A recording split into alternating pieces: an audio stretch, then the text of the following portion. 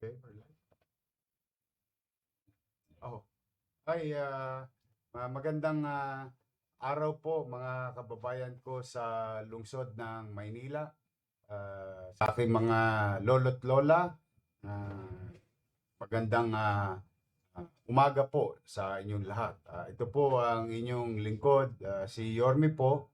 Live tayo ngayon dito sa City Hall. Kami po ay may mga ipapahayag na maaaring nakapagdudulot na ng pagkakabahala sa bawat isa at lalo na sa lokal na pamahalaan.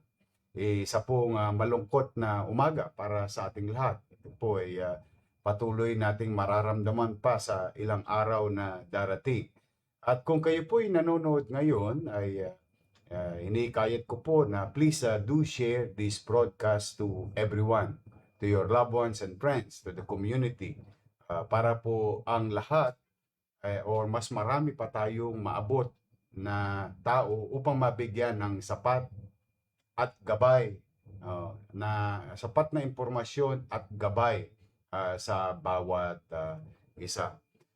Mga kababayan, as you all know, the Habagat brought us so much water in Metro Manila, and for the past so many rains, ang Maynila naman po ay na-sustain yung level of water within the tolerable amount sa kalsada natin. Ngunit noong nakaraang itong huling pag-ulan ng simula umaga hanggang gabi, na-overwhelm na po ang lungsod ng Maynila from the water coming from the eastern board of the metropolis.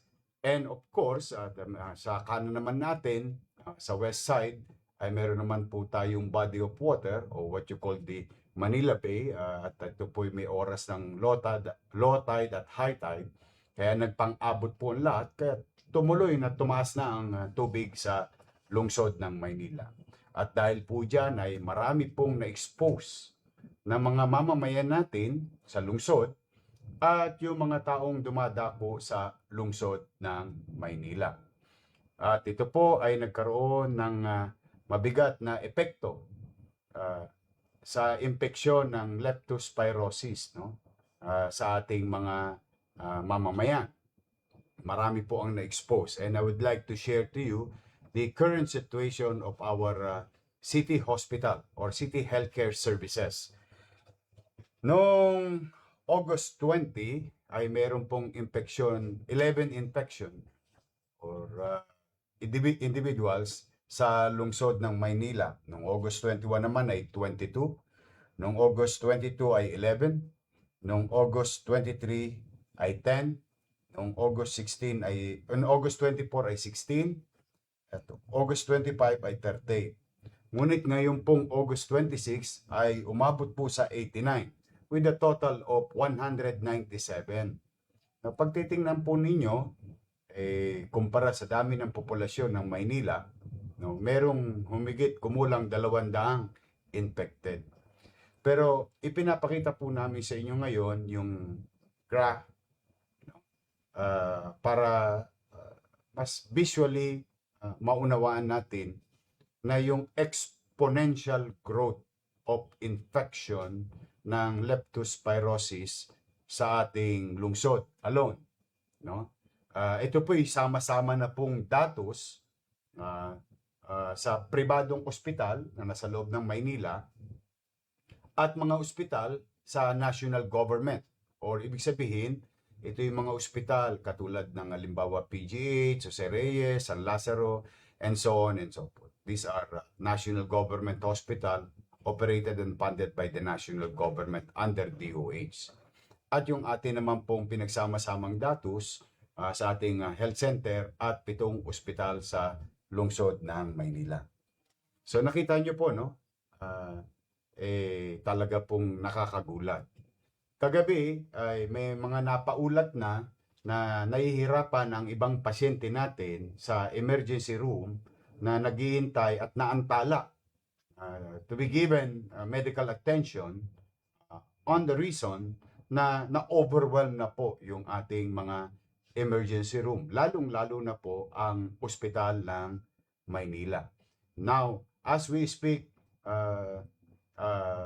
during the meeting nung about 30 minutes ago with our health sector leaders, we have 67 patients inside Hospital ng Maynila emergency room. A few minutes ago, it became 69. So ano po ang masamang epekto noon? Ang capacity bed, malaki na po yung emergency room ng Hospital ng Maynila with a capacity bed of about 40 patients simultaneously. So now, we have 69. So it almost doubled the patient being attended by our medical frontliners in our emergency room. And there is a lot of people with other sickness who needs to be attended to o kailangan tugunan. Ngunit magkakaroon po yan ng pagkabalang or maantala ang pagbibigay ng medical attention sa kanila. Kaya po ipinagpapauna ko na po yan. At yung iba naman po ay ginagawa natin ay nagbubukas po tayo ng mga ward na hindi for infectious disease. Ay ginawa nating ward for infectious disease para ma-accommodate, ma-declog yung ating mga emergency room, ma-accommodate kagad sila sa ward para makapagbukas at makapagbigay pa tayo ng medical services sa ating mga naghihintay sa emergency room. Now, if you're willing to wait, you can stay. Pero wala pong garantiya na matutugunan kayo agad kung kayo naghihintay sa labas ng emergency room. But you have an option to go to other public hospital. Kasi po, ay lumalabas po, 20% of our emergency patients are non-Manilans. Ibig sabihin, yung mga kalapit bayan natin sa Metro Manila, dito po tumatakbo lahat sa lungsod ng Maynila. As you know, the state policy and the city policy, hindi po tayo tumatanggi sa mga pasyenteng nangangailangan ng medical attention. Until they stabilize, then kung may special case or needed, they need to be transferred to. Halimbawa, kailangan na may mga special concern at sa mga specialty hospital. But just the same, for the sake of our conversation, we try to accommodate as many as we can. But, ipinagpapauna ko po ulit, importante lang na alam ninyo na baka kayo ay maantala na mabigyan kagad ng medical attention. Dahil punong-puno po yung ating mga emergency room.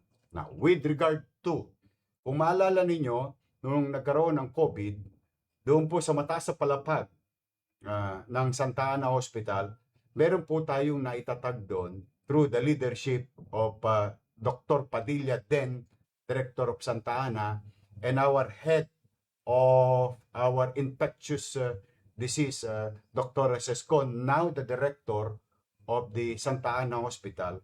Nagbukas na po ang ating MIDCC or Manila Infectious Disease Control Center. Ito po inactivate, ito po may 17 bed capacity or room capacity para sa ating mga infected sa leptospirosis. And out of 17 available, 10 na po ang na-occupy nung ating pasilidad na yan.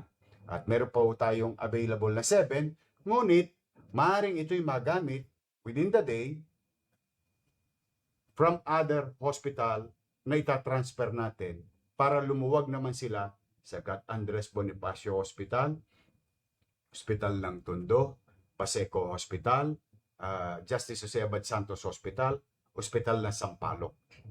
At of course, sa kahit gaano po kalaki yung ward sa Hospital ng Maynila at kahit gaano kalaki yung emergency room ng Hospital ng Maynila at Santa Ana Hospital, I can honestly say to each and every one of you that our situation is we are now being overwhelmed by the infection or sa ng ating pasyente na ng mga infected na leptospirosis. In fact, sa pamilya, ako po ay taus-pusong nakikiramay sa 5 pamilya na sumakabilang buhay. Ito lamang pong linggong ito. Noong August 24, may isa pong naitalang namatay. August 25, 2 namatay. August 26, 2 naman. 5 na po yung naitala sa buong Maynila na namatay. Nakikiramay po ako.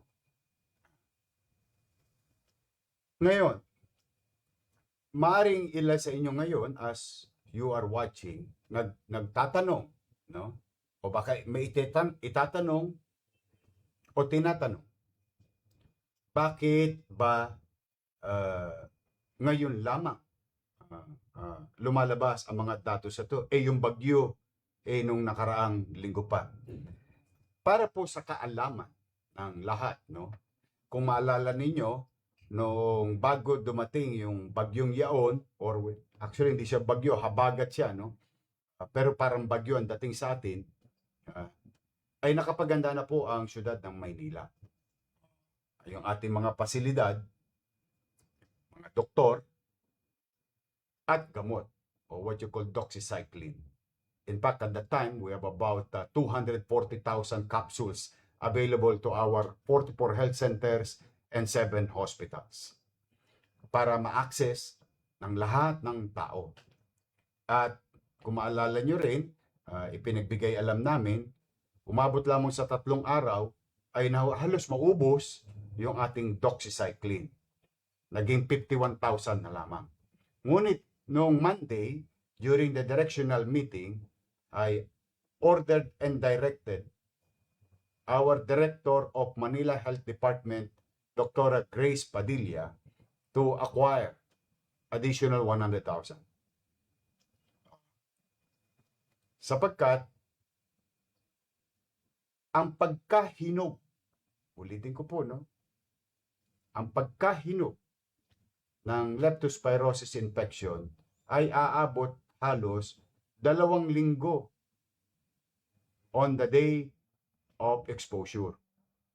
So, ibig sabihin, inabatan natin at yung preemptive approach nagresulta na as expected ng infection sa mamamayan at patuloy pa itong lalaki.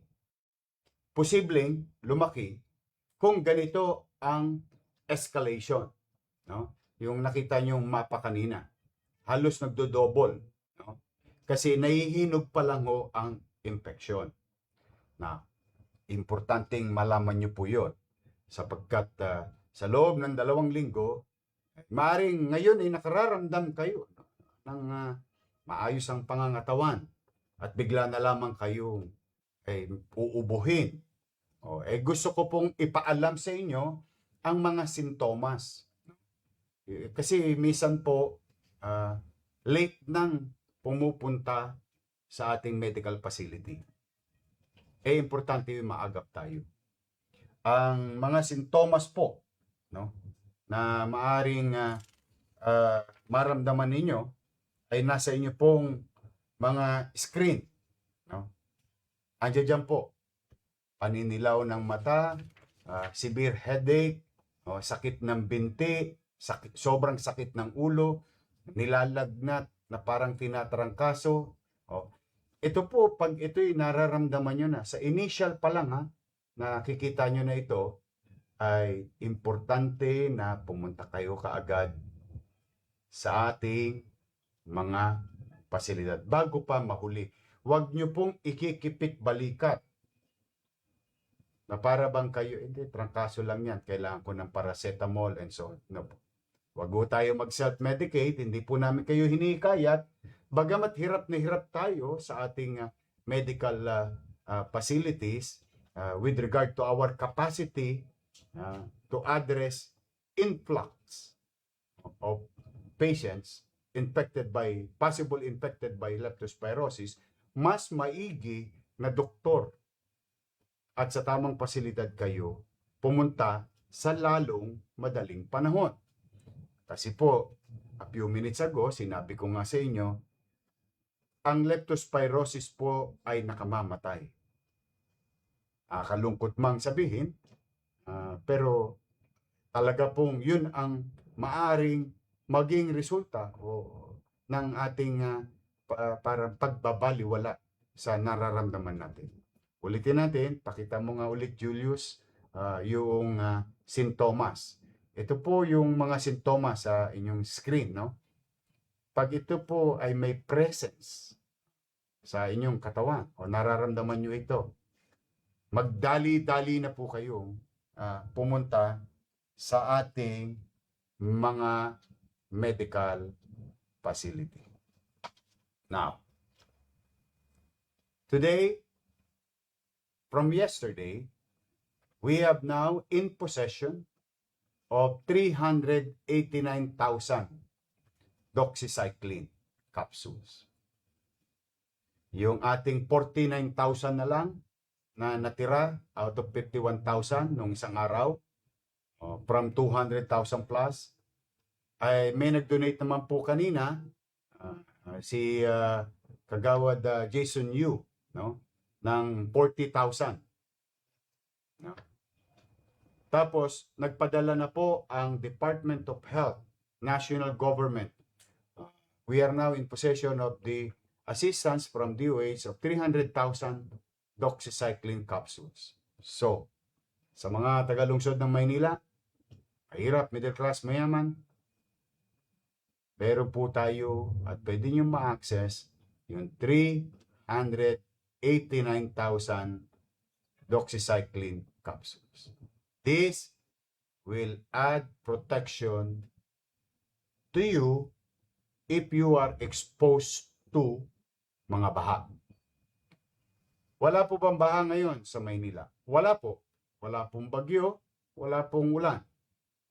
May darating bang bagyo? Ay, yun po inaitala na ng ating mga espesyalista sa pag-asa na may paparating pang mga pagulan.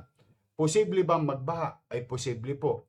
Bagamat, no, nami-minimize na po ang baha sa lungsod ng Maynila to some interventions being done by the barangay, by the city government, and some of it from national government through the PWH and MMDA.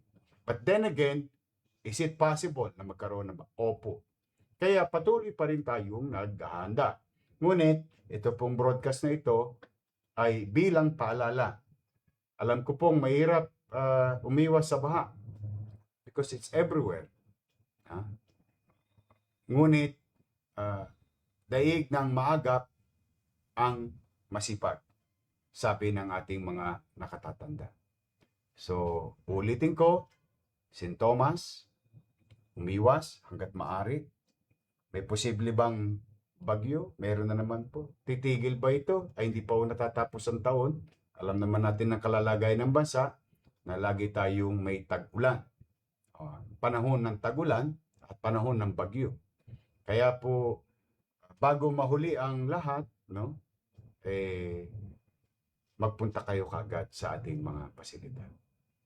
Ulitin ko naman din, sa mga dadako sa emergency room, huwag nyo pong ipagtataka, pinagpapauna ko na po, kung kayo'y matatagalan sa mga emergency room waiting area. Unless it is a near-death or a life-threatening situation, mauuna po yung mga infected ng leptospirosis because we really need to address them. Puno na po ba? Puno na po. Kung willing kayo maghintay, pwede po kayo maghintay. Kung hindi naman po, maaari kayo magtungo sa ibang pasilidad, whether sa national government o sa privado. But we will try to absorb as many as we can. We have prepared for this ahead of time, but we have to be honest also na even sa laki at maagap na paghahanda na ginawa ng inyong pamahalang lungsod, hindi po natin kakayanin yung ganitong uri ng surge alone. Kaya po, maigi nang alam lang natin lahat.